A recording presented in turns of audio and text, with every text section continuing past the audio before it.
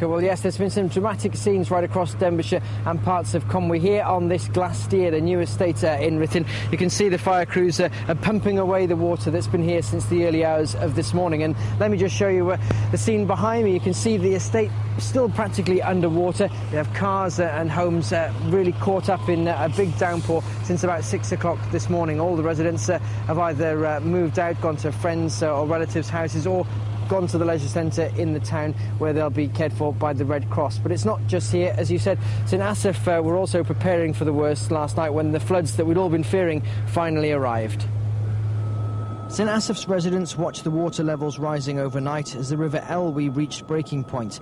The streets became rivers too, and hundreds of people were urged to leave their homes and head for a leisure centre where the Red Cross has been looking after evacuees.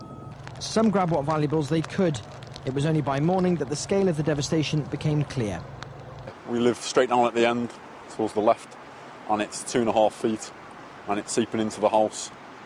It's getting quite deep in the kitchen at the back of the house, and my parents are still in there, packing stuff away. 10 miles away in Ruthin, the Glassdeer estate had a rude awakening as water poured into homes from around 6 this morning. The local postman alerted residents and even helped carry belongings out of harm's way. We were advised to move everything from downstairs to upstairs, which we have done. The water level has continued to rise fairly quickly. Downstairs is completely submerged.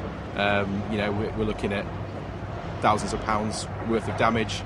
Before long, those who could walk fled their homes, carrying everything from suitcases to pets.